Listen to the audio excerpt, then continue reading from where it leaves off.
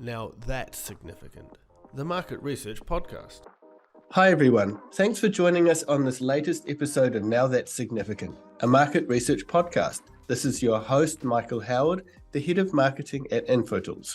Today, we're joined by Steven Mushkin, CEO and founder of Latitude Research and creator of video intelligence platform Lumiere. Together, Latitude and Lumiere provide strategic and tactical guidance for major media and technology companies, domestically and internationally, with subject area expertise in advertising diagnostics and effectiveness, brand communications, content strategy, and digital innovation. Clients include Amazon, Disney, Google, Microsoft, NBCU, Paramount, Roku, and SpringHill. Steve's current area of focus is on the growing intersection of visual media and new technologies, and on the resulting possibilities for innovative entertainment and information experiences. Thanks for joining us on the show, Steve. Yeah, I'm glad to be here. Yes. So, thank you for joining us, like I said. What's the most significant thing you're going to tell us today?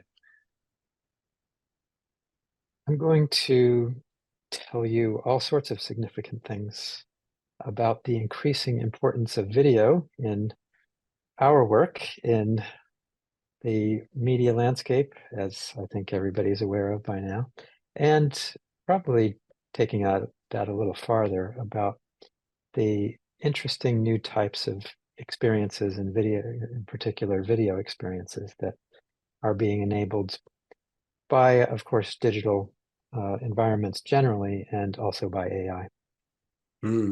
Yes, and I'm going to give you a nice little statistic, if you like. Please do. That I had top of mind, which is fairly, I think, overwhelming in a way, which is every minute, I believe it is.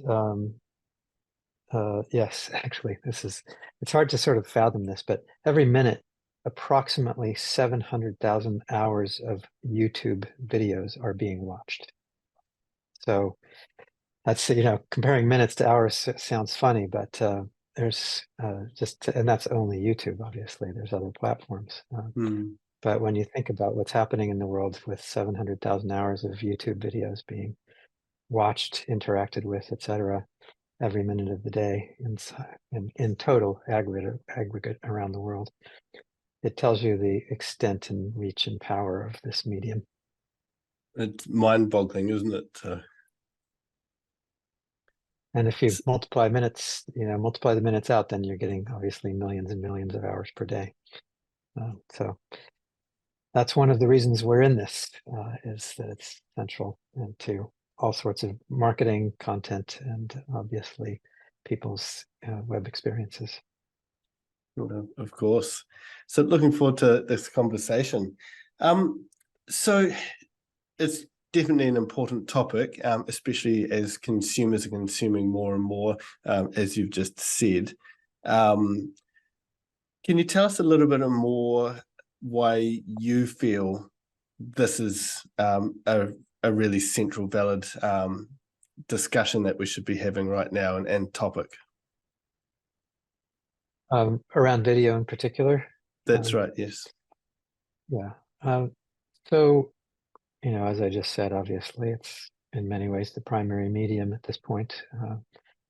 And, I think what's gone on is really sort of positive and fascinating at the same time, which is the web has given us access to more information, of course, but in particular, more printed information than has been accessible at any time in history. And my kids, who are now in their 20s, you hear talk about kids not reading, and certainly their primary mode of consuming lots of content is video on the one hand, and on the other hand, they've probably read more.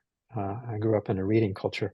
They've probably read more words, if you want to take it literally, than either my wife or I or many in our generation have. They've just read them in a different medium. So on the one hand, there's been this really fantastic, in many ways, explosion of printed material, and simultaneously, starting in the early 2000s, of filmed / video content. And those two are both walking hand in hand quite nicely. And obviously we're getting towards the metaverse in the not too distant future, and sort of immersive experiences that will combine both of those media, among others.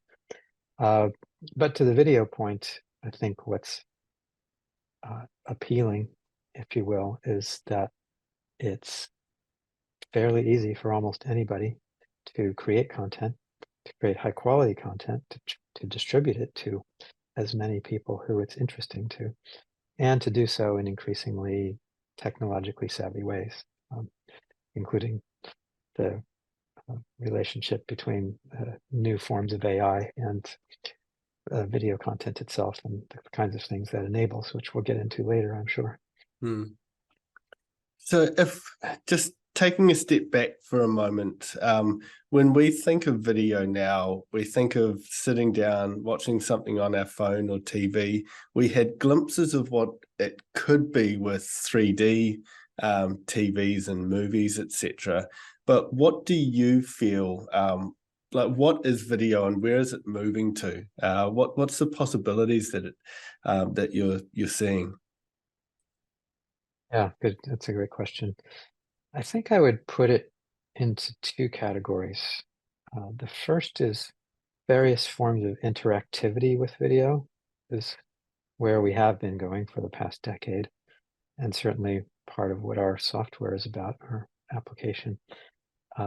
And so those types of interactivity range from different people, whether they know each other or not, being able to leave feedback on a video, which is the simplest form, but also do things like experiments like Netflix's Bandersnatch, where you're affecting the timeline or the line of the story, so to speak, communicating with other people in a video, and of course going beyond that to various kinds of interaction with data enriched video, and or with actual commerce, right, in video commerce. So those are all different forms and different levels of interactivity with the video, all of which can be applied to either pure classic content in the form of information or entertainment, or to persuasive and branded content of various kinds. So that's category one. Category two, I would say, is immersive video and the actual sort of sensory experience of it. And that includes, of course, what we're about to see with metaverse-like experiences. The most obvious being something like Apple Vision Pro, right? Which isn't here yet, but will be soon, and is fascinating in various ways because it will enable the ability to be more immersed in what they call spatial, video or spatial computing, in very, in my mind, significant and hopefully desirable ways. We'll see. So there's that immersive aspect, and in the case of Apple, doing it in a way that you're not completely cut off from the quote real world if you don't want to be. So there's that form of immersion, and there's also, of course, if you want to define video more broadly, right, video in which there is an actual 3D kind of experience that's even more powerful, or I should say different, not necessarily more powerful, but different than the one that's in Vision Pro, which is kind of metaverse, sort of almost game-like experiences that we've seen examples of. And you'll see, I think my last point in the answer to that might be that I think we'll see some interesting merging of the qualities of game-like video or game video and video games with, quote, classic 19th and 20th century moving images. Right? And so the qualities that games have and the qualities that classic moving images have will be merged and are being merged together to the benefit of both content creators and brands themselves in various ways. That's right. One of my favorite books, which I have actually read the hard copy of, is Ready Player One by Ernest Cline. And a fantastic book that just really envelops this whole concept of, I guess, augmented reality or virtual reality to that extent. And Yeah, really fascinating to see how he thought that would play out. And that was over 10 years ago or so. It's subsequently been turned into a film, which really brought that to life well. There's even a second book on it as well, Ready Player 2, which takes that even further. Really fascinating space to where things could be in the future. Are they going to make a second movie is the interesting question. Yes, I hope so, because what he's done in the book was just fantastic. So I'd encourage people that do like to read, whether on digital devices or physical, to check it out. Gives a good sense of where things might be heading. Yeah, I really liked, but by the way, I loved the book and the movie as much. I was unexpectedly loved the movie, frankly. I thought it was going to be difficult to bring the book to life, and they did a wonderful job of it. That's right.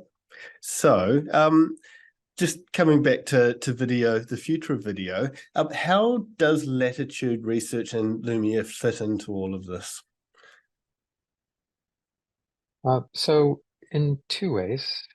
The first is that our application is actually doing some of the future of video itself, in the sense that we're building features and functionality that are, I think, fairly unique.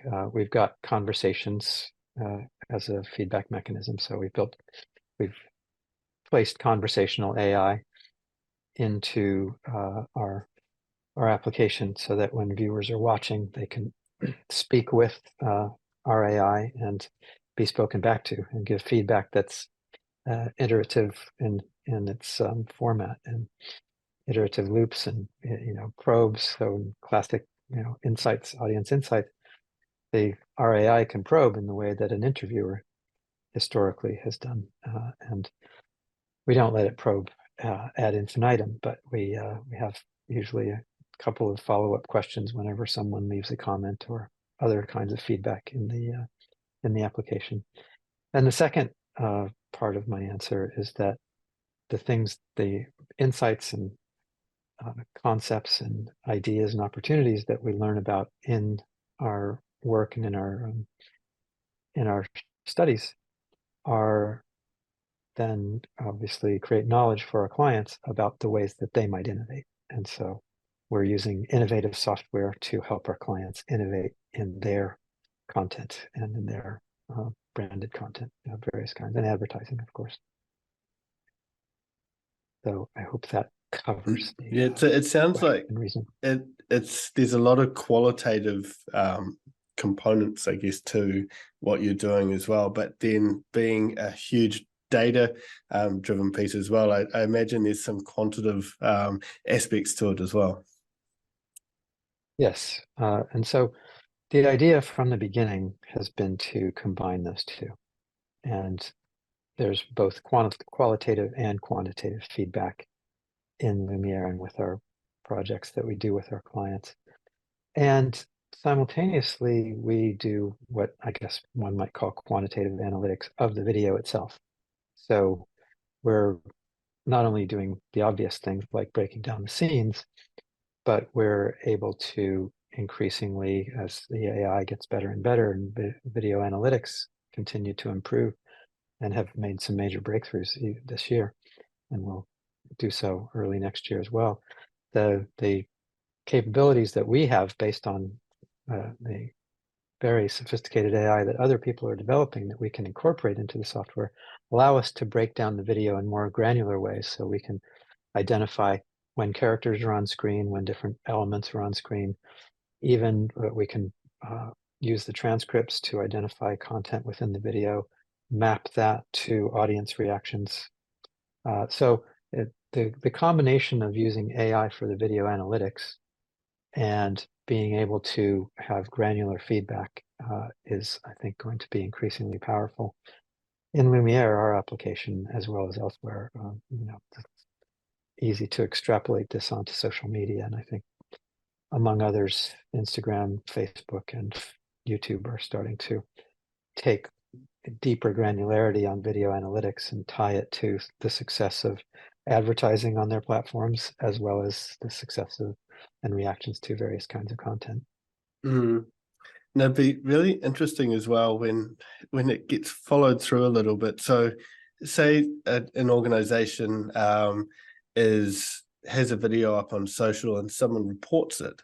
Like we're getting close to the stage where that video could be tweaked to adjust for that particular complaint to make sure it's compliant again.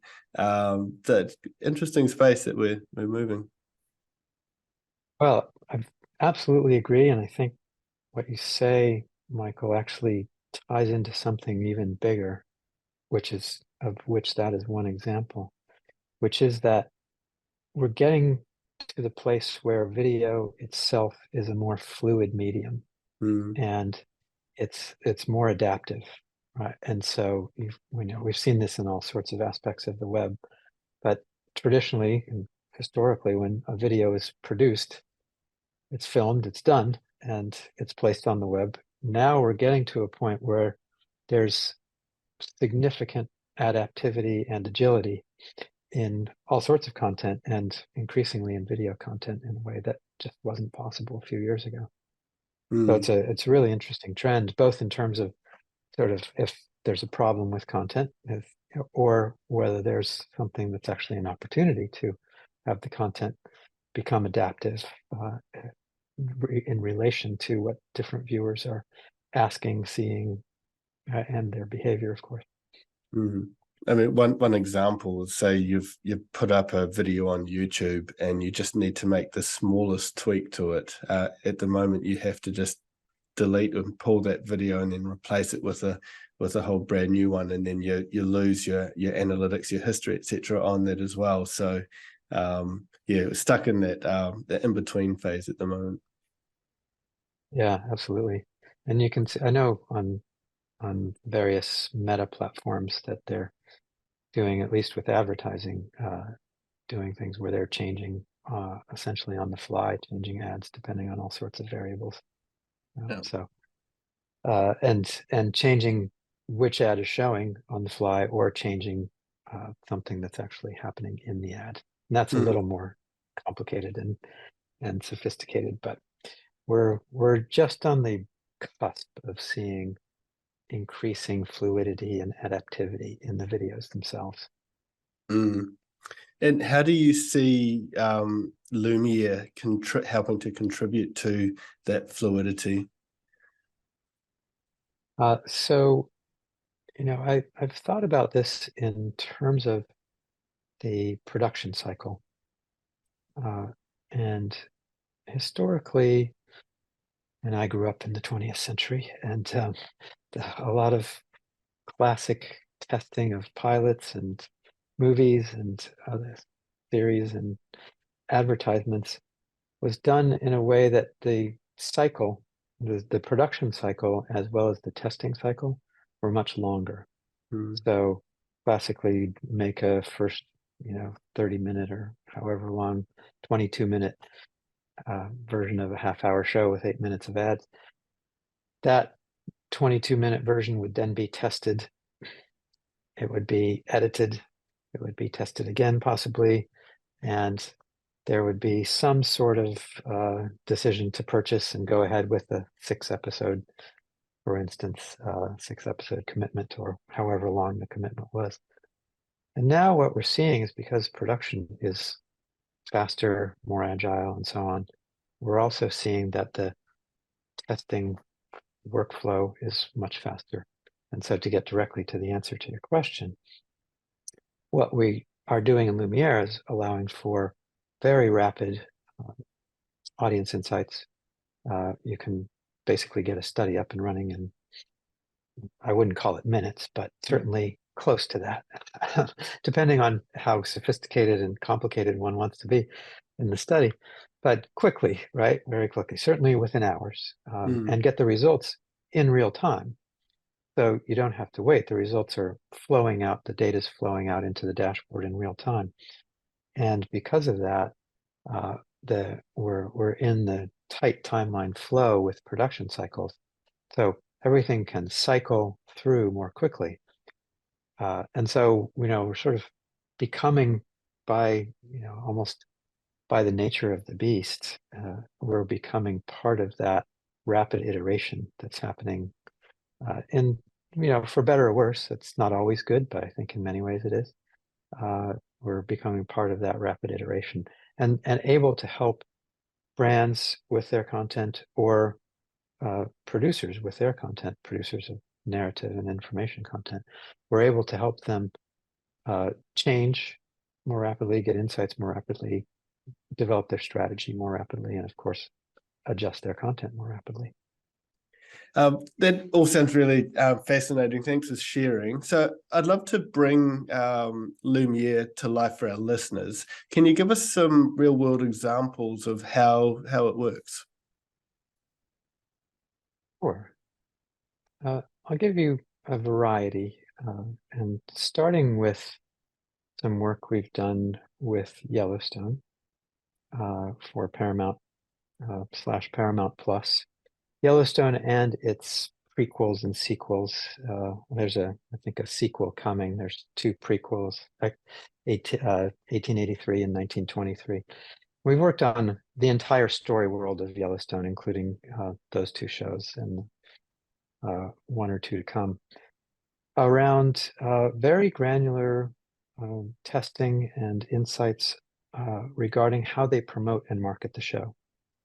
So really getting deep into how the communications and the various elements of the show can appeal to different audiences, ranging from, of course, the obvious demographic kinds of cases to the variations of audiences that have to do with Western lovers and have to do with people who are classically watch family dramas.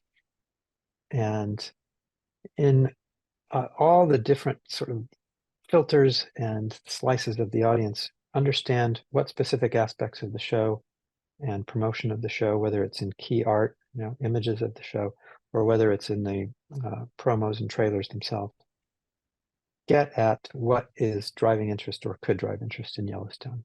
So I'm happy to say that I think we were at least had a mild positive effect on Yellowstone's success in terms of reaching their audience, and as well to help them move forward with the adjacent shows that they're now airing and will air. And so I think that's one example of how Lumiere was used. And obviously those promos and trailers are anywhere from 30 seconds to a minute and a half or 2 minutes long. And so we get detailed reactions at almost every second of those or every scene as to what's driving interest and how it might drive interest more or less compared to other elements in the promo. I'm ranging assuming from that's very granular kinds of things to, sorry, go ahead. Sorry, I'm assuming it's cross-device as well, so not just your TVs, or not just the mobile absolutely. phones, iPads, etc. Yeah, it's cross-device, and it works fairly seamlessly across any device most days. Yeah. We occasionally, all mobile can be difficult, but it's absolutely a multi-device information source. So Yellowstone's one very specific and I think successful example of how we've used Lumiere over the past few years. From the beginning, by the way, from season 1, which was in 2018. And did you notice any changes throughout the seasons, I guess, as your platform improved, as the audience behavior changed, etc.? Yeah, good question. So I was actually teaching at a class last week guest teaching a class at NYU, and we were talking with the students about this exact question. So early on, what you're trying to do is generate interest in the concept, setting, and or story of the show. Later on, you've got the show is actually got a flow. It's certainly, at least in the case of Yellowstone, reached a significant audience. And so what starts to drive interest and drive success becomes not the general concept or the general setting, but specific aspects of this and specific storylines. And so what happens is over time, Paramount and other companies we work with start to promote elements that are more, for lack of a better word, plot lines within the overall story. And the work becomes diving deeper into those plot lines and characters that have surfaced. In the case of Yellowstone, for instance, the daughter, because she's a strong actress and a fairly powerful presence in the show, she became more and more important in many ways to the success of the show, I think, in the viewing overall, as well as the success in the promotion, obviously, because she sort of jumps off the screen most of the time when you see her. She's one of those people who's got that gift. So that's a nice evolution of the success there, is that we were able over the years of the 5 or so seasons, I think it's 5 seasons of the show, to be able to refine how they reached their audience and how they thought about promoting the show. And obviously it became something of a cultural force in the season 3 or so, where it reached that critical mass of something beyond just a show that people like. Yeah. Well, it is a beautiful part of the States. I have spent some time in Montana, actually, and then did a trip down into Yellowstone in the middle of winter, saw more coyotes than I did people while I was there. It's just fantastic. Yeah, it's a great place. I was there driving, that's 2012 or so, and with my kids when they were a little younger. And we were driving through the middle of Yellowstone at 6 o'clock at night one night, and came across a herd of bison wandering across the road, and just stopped and spent an hour just amidst the bison, literally. It's a great experience. Mm. And there's obviously all sorts of kinds of experiences within Yellowstone. And but the show does a great job. The setting was actually one of the main characters, to loop back to what you just said. We found early on that it's not just about the story. That setting really is a powerful setting. What's that? And it's not in Yellowstone National Park, for what it's worth. The ranch is not there, but the ranch is farther north. But anyway. Oh, cool. Okay, thank you so much. Sports, I imagined, would be quite a good opportunity for the platform as well. Sorry, I didn't hear the question. Sports content Sports. would be Yes. quite good for analyzing. Yes, absolutely. And I'll use an example. We work with, so in sports, which is obviously a very different animal than strong narrative series like Yellowstone. In sports, we do a couple of things, and I'll just give you quickly 2 examples. We worked with Amazon on Thursday Night Football over the past few years to diagnose and show the value of the sponsorships and other kinds of quasi-sponsorship integrations. I think integrations is the broader word at this point. Integrations of brands within the Thursday Night Football environment. And Thursday Night Football and Amazon, of course, in general, are actually quite innovative in how they do a variety of things. And so we've been able to help Amazon with their advertisers / sponsors and integrators show that value and show the success of creative integrations in sports. And as I think most of us are aware at this point, sports is the kind of content that just never stops giving, right? It's successful on almost every level and continues to grow in its value and power for obviously for viewers and as for brands in their placements as well. So that's one example of what we've done with Lumiere and sports. Another one I'll give you, just a slightly different, is we worked with ESPN on a program called 50/50, which was the 50th anniversary of Title IX, which in the United States is a fairly well-known legislation that basically stated that women's sports needed to be on equal footing with men's sports in universities and colleges across the US. So it essentially was land-breaking or groundbreaking legislation that allowed women's sports to move to the next level in terms of funding and equality of various kinds, and create more gender equality in sports in a structural level. ESPN did a documentary about that, celebrating 50/50.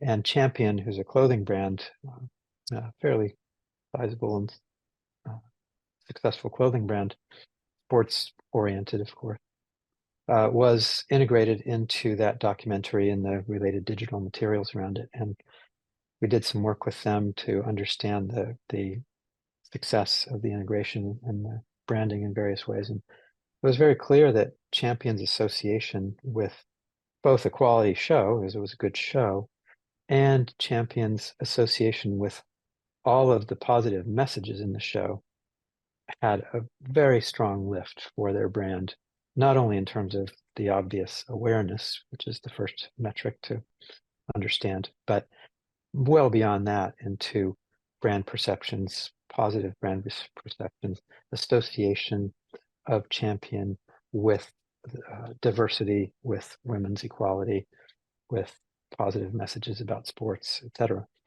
So it was a win-win for everybody. ESPN was obviously very pleased, and Champion even more so in many ways, or at least as much as ESPN. And so we were able to, with Lumiere and having viewer feedback on the show and the integrations in the show from Champion, really show in a very, I think, very specific and I think interesting ways across the entire quote purchase funnel or brand impression funnel, how successful that partnership was. So sports, but in a slightly different way in terms of it wasn't live sports in that case, but it showed the power of sports, in this case with a contextually relevant brand in Champion. Mm. So look, you've touched on a point which I had in my mind earlier, that video's evolving. We no longer have broadcast television as one of our main forms of advertising, through 15, 30, 60-second spots, for instance. So we're looking to do a lot more integrations with our advertising spend to try and reach our target audiences, etc. Are there any other ways that you're seeing in terms of changing behaviors that companies, organizations are needing to make in video to try and reach their audiences? Put simply, so to give you some background to that, yes. I think, and you can tell me if this is going in the right direction, is the one answer to that question, is that we're seeing a number of companies, Roku, NBC, Universal / Peacock, which is their streaming service, doing innovations with advertising and with branding that are successful. And I think what's going on technologically, as well as just the minds that people have these days, and the open minds, I should say, about this. So in the case of Roku, they've got something called Roku City. I don't know if you've seen it or heard about it, but Roku's a platform, essentially a really interesting platform that allows for streaming services and all sorts of content. Roku's sort of a foundational platform for them. And what Roku does on their sort of when you're not actually watching something, and they've got something called Roku City that they created. That's a city that's sort of panning by you as you are just watching, the Roku entry screen or homepage, which it's not really a homepage, it's more than that. But so they've got this image of a city, an artificial city they've created. But within that city, they've created they've integrated brands. And so what they've done is create an environment which is a really seamless integration of Roku's homepage, or home space is a better word for it. And I think they have a specific term that I'm not remembering at the moment, but they've created a seamless integration of their home space with the brands that are able to and desiring to be able to be present and vivid in that Roku city. So it's obviously a brand integrated into a city is really natural, right? It's just a digital city. So Roku's doing an interesting thing there. So NBCU's that's doing almost something different. So go ahead. so Roku City sounds like a precursor to the metaverse, if I'm not mistaken. It is in a very simple and non-invasive way at the moment. And so you don't wander around in Roku City in the way that you might in the metaverse, but I'm sure soon we will be able to. And I'm sure they've got some pretty interesting things in mind for it. But it feels like that. It feels like it's just the precursor to it, and it's fun. They've got the right attitude to it, and the sort of it's somewhat playful, and at the same time is doing a service to both the platform and the brands that are and the content that's served through the platform. So that's one example of something that we're seeing. Another, if we have time, is NBCU is doing alternative, I would say, for lack of a better word, pods and ad formats. And obviously Roku was an alternative format, but the NBCU is doing something a little different than Roku is, in the sense that they're experimenting with different pod lengths, of course, which is important, but also things that a couple of other streamers have started to do as well, which is if you are watching a lengthy ad pod, then you may be ad free and basically able to binge ad free for a certain amount of time. So they're experimenting with the intermittence of the ads and of branded content of various kinds, and the format of them as well, of course. And so, NBCU is actually nicely at the forefront of this in terms of their willingness to innovate and to try different kinds of experiences, whether it's in the length of the pods and how they're placed, or in terms of some interactivity and placement within the actual content itself. And I won't get into more details on that. No, sure. Are you starting to see some movie studios, NBCU or whatnot, that are actually preempting what kind of advertising they're wanting to have in their shows? So typically it was the other way around, but is there a reversal? That's interesting. We haven't seen a lot of that yet. I'm sure there's going to be more of it. There's obviously variations of that are algorithmic, that are happening behind the scenes. So that's in itself is probably the most powerful answer to your question, which is yes, it's just being done invisibly. Right. Right.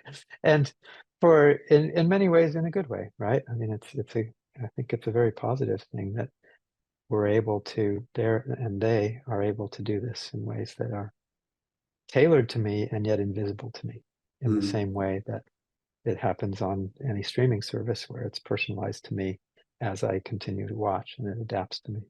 That's right. And this is just one of the many roles of the market researcher as well, isn't it? So to try and pick up on these insights, these little tidbits, understanding consumers, what they're wanting, etc., and then serving them, meeting their needs as well. So it's a fascinating space. Yeah, and I'll tell you one other thing that I think is very fascinating, if I may, related to all of that, is we worked with Mattel on the Barbie movie, and I think there's a trend that's already started. It's not completely new, but it's getting more powerful, which is integration of, in the case of Barbie, a doll, and Mattel's toys, which Mattel's looking at other franchises and about to do more, and has done some in the past in addition to Barbie. And they're not the only ones that have done this. Lego obviously has done variations of the same. But I think we're at this point, maybe a turning point isn't quite the right word, but an inflection point, where content that's related to toys or other goods in the physical world, as it were, that the integration of and creation of franchises and content around those pre-existing toys and other things like them, if you call Lego a toy, is better and better. So it's, I think in the case of Barbie, and we certainly found this, and it's the effect of the movie and movie going on the Barbie brand and on Mattel itself. They had the courage to go with an auteur filmmaker, and it's an interesting movie in all sorts of ways. It's artistically really sophisticated and interesting. The content of the movie is interesting. The messages in the movie are done in very complex and interesting ways, whatever you think about some of the details. And everybody has a little bit of a different angle on Barbie. But my point being that Mattel had the courage to do something that was a little risky and to create real content, and not just content that was a simple manifestation of trying to get Barbie on screen. And I think we'll see more of that, where you've got a elegant combination of the content and the original starting point of the content in terms of a brand that was turning that content into something that's filmed. And so Barbie is an extreme version of that, where it became a societal phenomena and in all sorts of interesting and unusual ways. But I think we'll see more and more of that, some of which will be as sophisticated as Barbie and some less so, probably. Well, just does point to that need or that desire for real world connection still, even amidst the digital connectivity that we have at our fingertips. Yes, absolutely. And I would say related to that, there's in the case of Barbie, and we found this in our work, and I've heard this from other people talking about the movie, the transgenerational aspect of it and the connectivity that's sort of related to what you just said is really powerful, right? And the movie addresses that very directly. And I think the movie and its effects on transgenerational connection through Barbie and or other things like it are going to be increasingly successful. And if people have the courage, if the creators have the courage to do what in the case of Barbie with Mattel and Warner Brothers did. I guess that's the role of the researcher as well, isn't it? To showcase the information, the stats, what we're seeing, the findings, the projected outcomes from it as well, and if we can prove ROI, etc., then good case for that continuing to happen. Yeah, absolutely. And in our case, I think we'd like to, I mean, philosophically, our company and our software, as I think we mentioned, our application, and in our actual daily work, we try to, as much as possible, support, encourage, and of course, provide the knowledge and insights about companies doing things that in some cases might be called risky, or at the very least are quite innovative. And so we want to be part of an ecosystem that is moving the intersection of content and technology, which we opened with, that we want to be helping move that ecosystem forward in various ways and showing when things work, either that they worked and or how they worked. Because a lot of companies are doing some great work, whether it's just on the kinds of messages they provide or in terms of doing some of the innovative kinds of ad experiences and content experiences we were talking about. And to the extent that those are successful, we want to make that obvious to the people doing it, so that will be reinforced, as well as find new ways to open new doors for other innovative experiences that branch off from those. So I'm happy to see when this kind of thing happens, and it happens well. I think it's win-win for the viewers, for the producers, for the platforms, and obviously for the brands if things go well. That's right. So I think that almost wraps us up now. Is there any final comments that you wanted to cover before we close, Steven? I guess if I had to look back on what we were talking about and look forward in terms of what I see and what we see at our company happening, I would say that I see, I think this is maybe an interesting thought, I hope, is that I see a lot of convergences going on. One of which is the obvious one, which is the convergence of various types of content, traditional content, with new types of technology and enablements by AI, among others. The other convergence, the obvious one, is the convergence that we were talking about just now of brands with content in a deeper sense than just placing an ad inside content. I think that's a nice and interesting and positive convergence. And a third one I would say is the one that we briefly talked about. I think we're going to see more and more convergences of analog and digital, or physical world and digital world in various ways. We're seeing that in some music sort of performances that are pretty very interesting, and sophisticated use of digital and kinds of tools, devices, and content on stage. We're seeing that in all sorts of things that obviously we experience on the web, but where the real world or real world elements are pulled into the web in live fashion. So I think the convergence of live and virtual, or live and analog and digital, is something that I think is a third convergence. And so my large point is, I think we're seeing this sort of meshing of a lot of things that classically were separate. And it's fascinating, exciting, and it's great from the point of view of course, the content creators. I think it's actually great from the point of view of advertisers and brands and various kinds of possibilities for integration and sponsorships. And ideally, and if those two things work well, it's great for the viewers and the / participants in all of that. No, very true. So I think convergence is my word of the day. Nice. One just your talk on videos and music, etc. One crowd that I'd love to see more doing in this space, which have been very quiet for the last little while, is OK Go, the band. Like, some of their music videos are just phenomenal. I don't know if you've ever seen any of them. Yeah, but really good that stuff. kind of thing that's really pushing the boat out. So yes, gonna really enjoy what happens in the next few little or years to come. Yeah, absolutely. And music is a great space for this, for those convergences, right? And of course, back to what you said earlier, just to finish, Ready Player One is, obviously it was a book and then became a movie as well. But it's about those convergences, right? It's one of the best